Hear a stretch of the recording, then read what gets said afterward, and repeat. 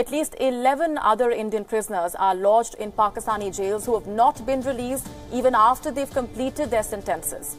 There has been no word from Pakistani authorities on the fate of these incarcerated Indians. And New Delhi has repeatedly expressed concern over these prisoners in view of Pakistan's reluctance to part with information on them.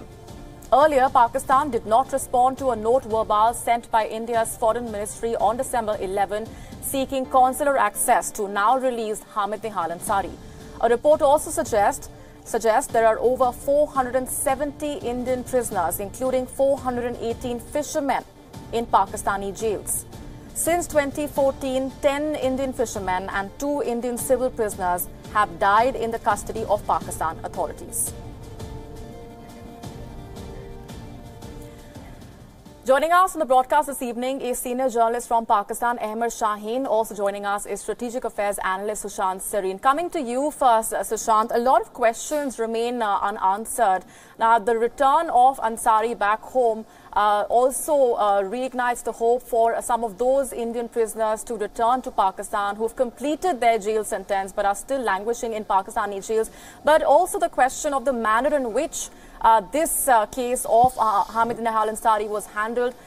No transparency, of course, in the manner in which the court pronounced that judgment and charged him on espionage grounds, but also the manner in which 96 consular access requests were denied by Pakistan, even though it claimed that Ansari was a spy.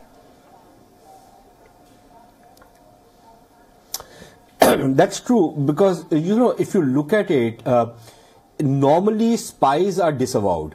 The moment a spy is caught, he is disavowed. Now, if a country admits a person to be their citizen and demands consular access, nowhere in the world is consular access denied, and as many times as happened in the case of Mr. Ansari. Now, in the case of Ansari, it is very clear that he was stupid, he wasn't a spy. He fell in love for whatever strange reason, but he wasn't involved in any kind of sabotage or any kind of nefarious activity. The Pakistanis would have known that, which is why it was sheer bloody-mindedness that after having kept him in custody for around 3 years without open trial, they finally tried him in a court, sentenced him to 3 years. Now, which other spy, if indeed he was a spy, which other spy is given just a 3-year sentence and then let off? If he was a spy, they would have paraded him around, they would have brought all sorts of other evidence against him and then literally let him be in prison for the rest of his life, as has happened in many other cases where people were finally released after 20, 30 years of incarceration. So in his case, it was very clearly bloody-mindedness, which ideally should not have happened. But I suppose it's a statement on the state of relations between India and Pakistan. Right, and Ahmed, the 11 prisoners that India has been demanding should be released even after their jail sentence has been completed. Do we expect any forward movement from Pakistan on that front? Because even in those cases, it's been reluctant to share any concrete information on the charges placed on those prisoners.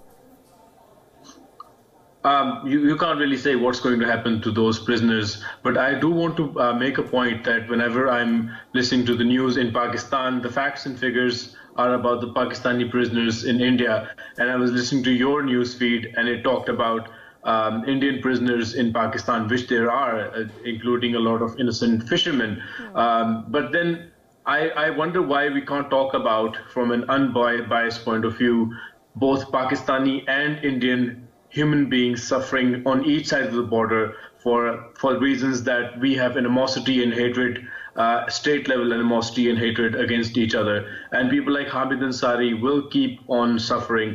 I mean, Hamid Ansari did something which was ridiculously dangerous. I've been to India once as a part of our journalist delegation, and India doesn't allow us to go to more than one city unless, we get a visa for each city.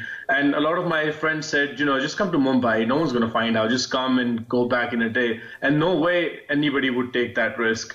So having a fake ID for Pakistan is really asking for trouble as far as Hamid Ansari is concerned. And I hope there will be times when people making such mistakes, will be just given a slap on the wrist. Till then, I think the citizens have to be extra careful not to be in the clutches of either country. In this case specifically, if you're talking about the manner in which the case progressed in Pakistan, why was a civilian tried in a military court? Why was there so much a lack of transparency in the charges that were placed on Ansari?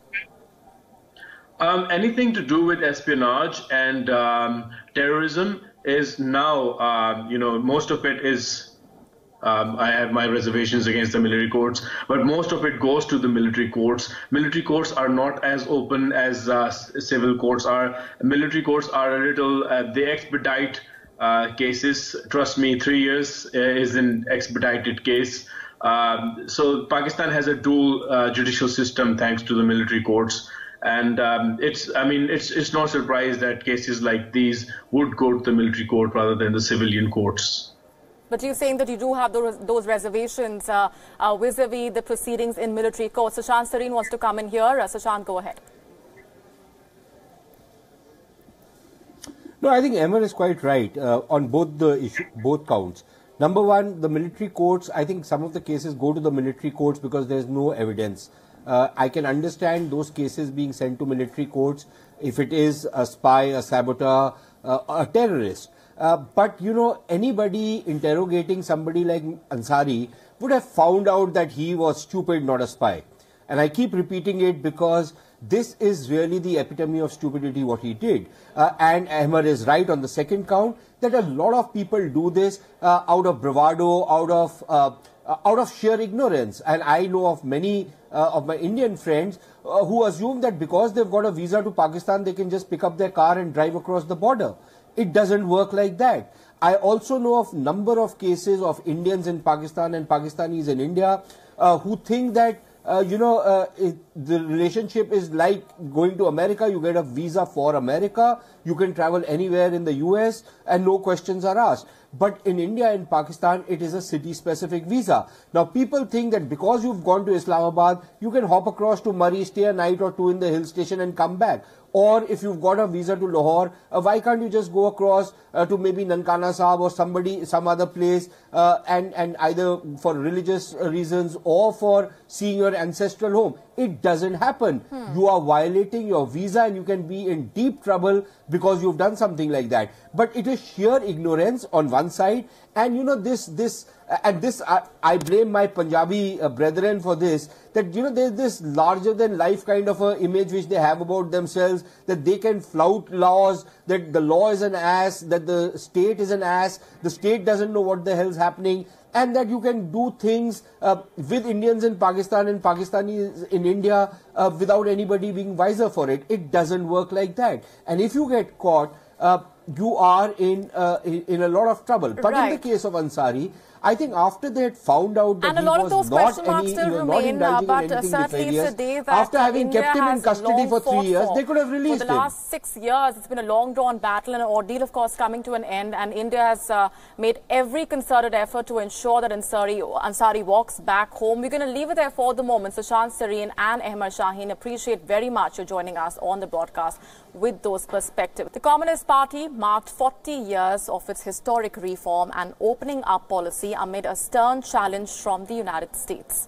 Chinese President Xi Jinping has vowed that his country will not develop at the expense of other nations. However, he also said that the global superpower would not be told what to do by anyone. This as China faces a stern challenge from the United States over trade and diplomacy. She said despite China's growth, it would never seek global hegemony, and also highlighted China's contributions towards a shared future for mankind.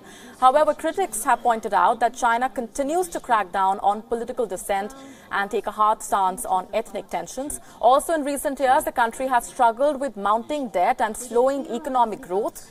Xi spent much of his long speech listing examples of China's progress over the past few decades, praising them as epic achievements.